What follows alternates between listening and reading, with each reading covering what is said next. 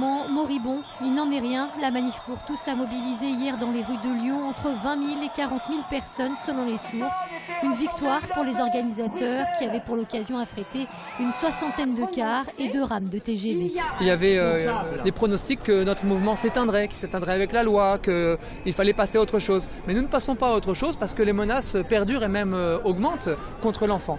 Chrétiens, musulmans, politiques de droite ou même d'extrême droite, le cortège était pour le moins hétéroclite hier, avec pour principal mot d'ordre commun toujours l'opposition à la PMA et la GPA. Je veux défendre la filiation et je veux que tous les enfants de France aient la chance d'avoir un papa et une maman. C'est quelque chose de grave pour notre société, pour la famille, pour les générations futures aussi. On pense aux enfants de demain, ouais. Tandis que pour d'autres, c'est la théorie du genre qui était en ligne de mire. Dans l'école maternelle de ma fille, il n'y a pas ce problème qui se pose pour le moment, mais je pense que dans les jours à venir ou peut-être dans les mois à venir, il va y avoir ce problème-là et je pense qu'il est important pour tout le monde de protester justement contre ceci. Autant de lois qui menaceraient la cellule familiale selon les manifestants, certains allant même jusqu'à accuser le gouvernement de familiephobie. Véritablement, il y a 2 poids 2 mesures et ce gouvernement a un esprit militant pour détruire la famille et non pas pour soutenir la famille. Notez que 800 policiers étaient mobilisés pour l'occasion. Le cortège s'est finalement dispersé en fin d'après-midi. Aucun débordement n'est à déplorer. Suite du procès de l'explosion du cours Lafayette, c'était aujourd'hui au tour du chef d'exploitation de GRDF de s'expliquer sur le déroulement de l'intervention du 28 février. De l'alerte donnée à 11h30 à l'explosion 45 minutes plus tard, toutes les étapes de la procédure d'urgence ont été décortiquées et pour les parties civiles, la responsabilité de l'entreprise ne fait aucun doute. Les ordres de fermeture des vannes du réseau vont être donnés après l'explosion. C'est-à-dire que pendant près de 35 minutes, alors que Gaz de France sait qu'une fuite importante sur le réseau est intervenue, aucune mesure n'est prise. Donc il y a bien évidemment, dans le cadre de ce procès, une responsabilité à ce titre de Gaz de France. Le président de GRDF Rhône-Alpes, présent aujourd'hui à l'audience, a refusé de s'exprimer. C'est une entérobactérie, donc c'est un germe qui est dans le tube digestif. Alerte à la bactérie résistante à l'hôpital Lyon-Sud. 14 patients de 3 services différents ont été contaminés depuis la fin décembre.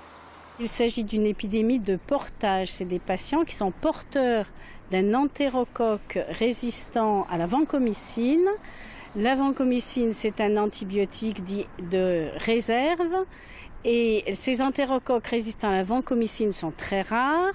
C'est un problème mondial. L'hôpital se veut toutefois rassurant. Les patients ont été isolés et leur état n'inspire pas d'inquiétude. Non, elle n'est pas écrite.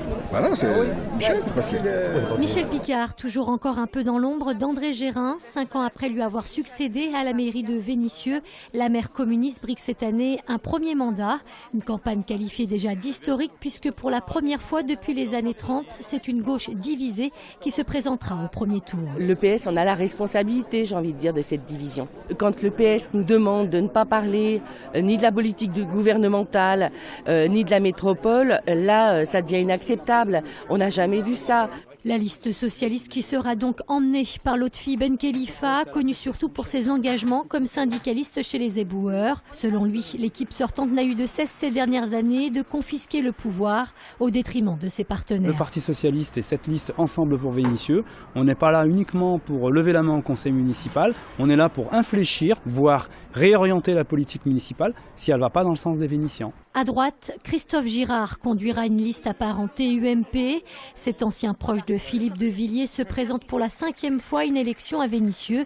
Et cette fois-ci, il compte bien sur sa permanence mobile pour convaincre les électeurs. Ce n'est pas aux Vénitiens de venir à nous, mais c'est à nous d'aller vers eux. C'est tout un symbole qui correspond vraiment à un besoin aujourd'hui d'écoute et d'aller au service des gens et d'aller vers les gens. 3 autres candidats sont en liste, tous 3 élus à Vénissieux. La dissidente socialiste Samia Hamdiken Le Désert, le radical de gauche Eleazar Bafunta.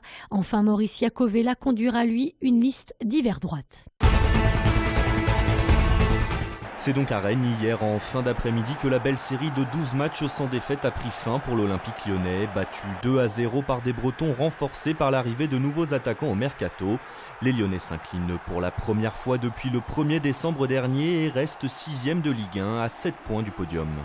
C'est toujours frustrant de perdre après, surtout avoir fait un bon match, parce que je pense que dans ce match le contenu a été très bon, parce qu'en infériorité numérique on a su poser énormément de problèmes à cette équipe rennaise. Si à 1-0, l'expulsion du défenseur central Samuel Umtiti compliquait sérieusement la tâche des Gaunes, l'OL a aussi souffert de l'absence de Yoann Gourcuff. Sans son meneur de jeu, Lyon a beaucoup tenté, 20 tirs contre 7 pour les Rennais, mais s'est rarement montré dangereux. On a perdu, mais les circonstances pour lesquelles d'ailleurs on doit s'en prendre qu'à nous-mêmes, mais les circonstances ont fait que c'était difficile, mais j'ai aimé le comportement de mon équipe en deuxième mi-temps à 10 contre 11. Le milieu de terrain lyonnais devrait faire son retour mercredi à l'occasion de la demi-finale de Coupe de la Ligue contre Troyes, une rencontre à laquelle ne participeront pas Clément Grenier et Samuel Umtiti, le premier pour une accumulation de 3 cartons jaunes, le second suite à son carton rouge d'hier soir.